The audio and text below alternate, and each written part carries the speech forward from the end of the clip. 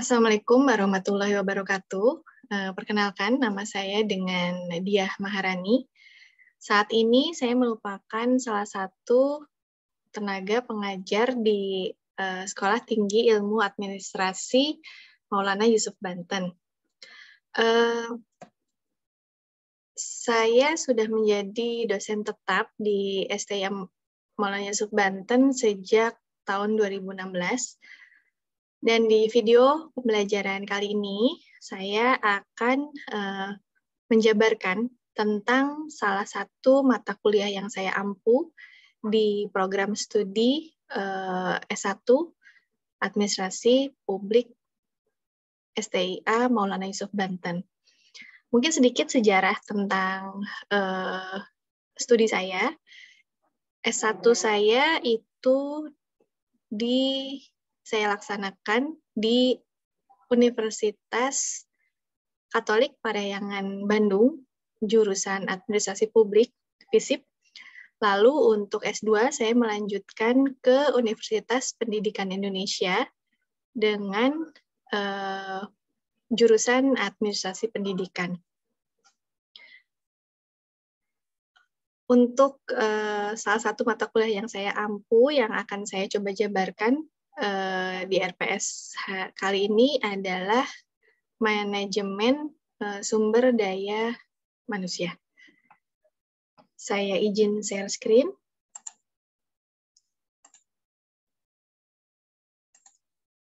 Baik, ini adalah RPS yang sudah saya buat untuk mata kuliah di semester 7 saat ini, manajemen sumber daya manusia yang bobotnya 3 SKS, tidak ada praktek. Lalu untuk tanggal penyusunannya, ini sekitar tanggal 3 Agustus 2021, pada saat saya memulai perkuliahan di semester ganjil ini. Ketua Prodi Administrasi Publik di kampus kami itu adalah Haji Dedi Mulyadi, Dr. Andes, MSI.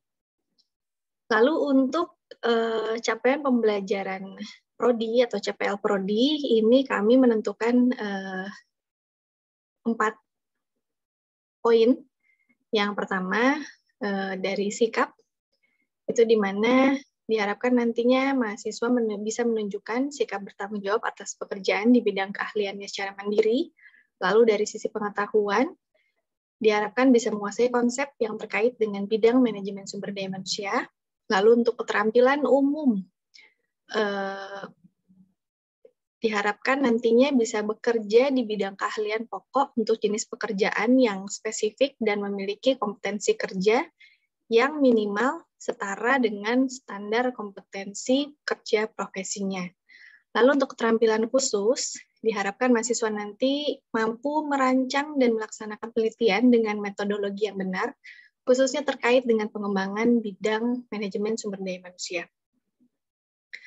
Lalu untuk capaian pembelajaran mata kuliah, ini dibagi menjadi 3, di mana mahasiswa diharapkan mampu menjelaskan perencanaan sumber daya manusia dalam organisasi, lalu mahasiswa juga nantinya bisa mampu menjelaskan produktivitas dan kinerja sumber daya manusia dalam organisasi, dan juga mahasiswa mampu menjelaskan kepuasan kerja dan konflik sumber daya manusia dalam organisasi.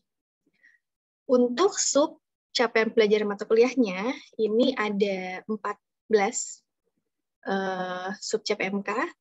Yang pertama menjelaskan tentang manajemen sumber daya manusia, lalu tentang analisis pekerjaan, tentang rekrutmen karyawan, tentang penempatan karyawan, tentang pelatihan, lalu bisa menjelaskan juga tentang kompensasi dan insentif, lalu bisa menganalisis tentang motivasi, lalu menjelaskan tentang budaya organisasi, tentang disiplin kerja, dan juga bisa menganalisis kepemimpinan, bisa mengidentifikasi dan menjelaskan tentang produktivitas kerja dan kinerja, menganalisis tentang kepuasan kerja, menjelaskan tentang konflik dan stres kerja, dan yang terakhir, tentang promosi, demosi, dan penghargaan. Deskripsi singkat tentang mata kuliah ini.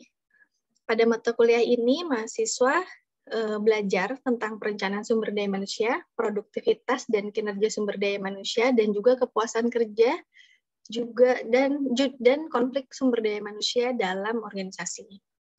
Adapun bahan kajiannya atau pokok bahasannya itu ada tentang manajemen sumber daya manusia, analisis pekerjaan, rekrutmen karyawan, penempatan karyawan, pelatihan, kompensasi dan insentif, motivasi, budaya organisasi, disiplin kerja, kepemimpinan, produktivitas kerja dan kinerja, kepuasan kerja, konflik, dan stres kerja.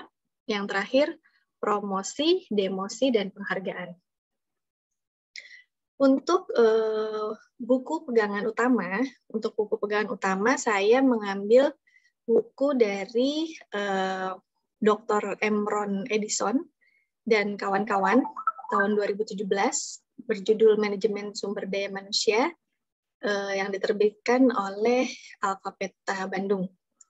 Lalu yang kedua, untuk buku pegangan kedua itu dari Dr. Mahmed Tun Ganyang di tahun 2018 tentang manajemen sumber daya manusia juga, penerbitnya InMedia di Bogor. Lalu untuk buku pendukung, yang pertama itu buku dari Profesor Dr. Cucu Yuniarsih dan juga Dr. Suwatno MSI di tahun 2011 tentang manajemen sumber daya manusia juga, penerbitnya Alphabeta Bandung. Lalu untuk pendukung berikutnya, ini buku dari Gary Dessler di tahun 2021 tentang Human Resource Management, 6th edition, diterbitkan Pearson. Lalu untuk media pembelajarannya, saya menggunakan perangkat lunak Windows, MS Office, juga PDF Reader. Lalu untuk perangkat kerasnya, komputer atau laptop. Dan untuk mata kuliah manajemen sumber daya manusia ini, mahasiswa yang mengikuti harus sudah lulus mata kuliah syarat, yaitu pengantar ilmu manajemen. Untuk di pertemuan pertama, sub CPMK yang diharapkan mahasiswa mampu menjelaskan tentang manajemen sumber daya manusia. Indikator penilaiannya, ketepatan dalam menjelaskan aspek-aspek manajemen sumber daya manusia. Untuk kriteria penilaian dan bentuk penilaiannya, itu bagaimana ketepatan penguasaan materi tentang manajemen sumber daya manusia. Bentuk penilaiannya non-tes, juga tes TS. Non-tes itu biasanya saya dalam bentuk keaktifan di kelas, juga absensi, seperti itu. Lalu untuk bentuk metode pembelajaran dan penugasan mahasiswa, ini biasanya dalam setiap tatap muka saya memberikan presentasi dengan PowerPoint untuk mata kuliah itu, lalu nanti ada diskusi, baik di tengah-tengah penjabaran pemaparan materi perkuliahan atau juga di akhir perkuliahan. Ini karena saya masih membuat RPS ini pada saat masa pandemi, jadi tatap mukanya masih tatap muka online melalui Zoom ataupun Google Meet. Biasanya kami menggunakannya. Lalu tugas belajar terstruktur juga tugas belajar mandiri. Untuk tatap muka online biasanya karena ini 3 SKS, di mana satu SKS-nya 50 menit. Lalu untuk belajar mandiri dan belajar terstrukturnya itu 3 SKS dikali 60 menit. Untuk materi pembelajaran di pertemuan pertama, itu belajar tentang pengertian manajemen sumber daya manusia, unsur sumber daya manusia, fungsi manajemen sumber daya manusia, peran manajemen sumber daya manusia, wewenang manajemen sumber daya manusia, dan juga lingkungan manajemen sumber daya manusia. Lalu untuk pertemuan kedua, ini menjelaskan tentang analisis pekerjaan. Dan nanti untuk indikator penilaiannya itu ketepatan mahasiswa dalam menjelaskan unsur-unsur analisis pekerjaan. Kriteria bentuk penilaiannya masih sama, ketepatan penguasaan, juga non-tes dan UTS. Lalu untuk kuliah dan diskusi juga di pertemuan kedua masih saya terapkan materi online juga belajar mandiri. Lalu untuk akses pekerjaan ini untuk analisis pekerjaan, mohon maaf, ini belajar tentang apa itu pengertian, prinsip, manfaat, proses, teknik, dan hasil dari analisis pekerjaan. Lalu di pertemuan ketiga ini berkaitan dengan menganalisis tentang rekrutmen karyawan. Indikator penilaiannya juga tentang penguasaan tentang faktor-faktor yang mempengaruhi rekrutmen karyawan. Untuk kriterianya penilaian masih sama, metodenya juga masih sama. Lalu ini untuk materi pembelajarannya. Itu dari mulai pengertian, tujuan, sumber, proses, teknik, faktor yang mempengaruhi rekrutmen karyawan. Lalu di pertemuan keempat ini tentang penempatan karyawan, di mana indikator kemampuan akhir yang diharapkan nanti mahasiswa bisa menjelaskan jenis-jenis penempatan karyawan dan orientasi karyawan yang baru. Lalu kriteria penilaian itu masih sama untuk yang metode pembelajaran juga masih sama. Lalu untuk materinya ini ada pengertian, asas-asas, jenis-jenis, keuntungan, faktor, kendala dalam penempatan karyawan baru. Untuk pertemuan kelima, ini juga tentang pelatihan.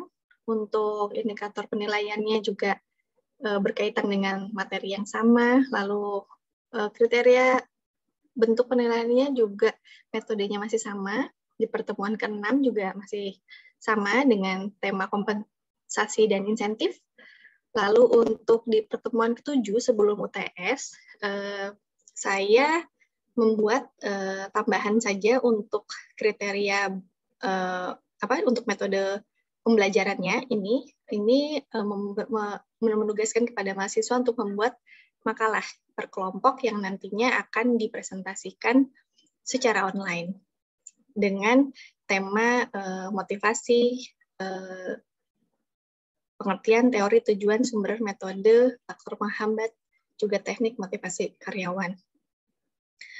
Saya rasa untuk yang setelah ujian akhir semester, ini juga sama materinya tentang budaya organisasi, masih dengan indikator penilaian, kriteria, dan metode yang sama. Lalu ada disiplin kerja, ada tentang kepemimpinan, ada juga tentang produktivitas dan kinerja, lalu ada kepuasan kerja, konflik dan stres kerja, dan yang terakhir ini tentang promosi, demosi, dan penghargaan. Nah, biasanya juga saya nantinya berencana untuk di akhir pertemuan sebelum ujian akhir semester memberikan tugas kembali yang berniat untuk membuat video presentasi per kelompoknya dengan materi yang setelah UTS. Dan saya ingin mencoba untuk mahasiswa untuk membuat video presentasi per kelompok itu nantinya bisa diupload ke media sosial, berbagai media sosial untuk membuat metode pembelajaran yang berbeda di saat tatap muka online. Mungkin sedikit yang ingin saya tambahkan untuk metode pembelajaran, saya hanya melakukan kuliah dan diskusi, tapi berkaitan dengan sebagian besar mahasiswa di SIM Maulana Yusuf Banten itu sudah bekerja. Jadi pada saat diskusi itu akan lebih enak karena mereka juga biasanya sharing tentang apa yang terjadi dalam keseharian mereka. Mungkin seperti itu penjelasan dari saya tentang mata RPS, mata kuliah manajemen sumber daya manusia. Terima kasih atas perhatiannya. Saya ucapkan, di akhir kata saya ucapkan alhamdulillah. Dan assalamualaikum warahmatullahi wabarakatuh.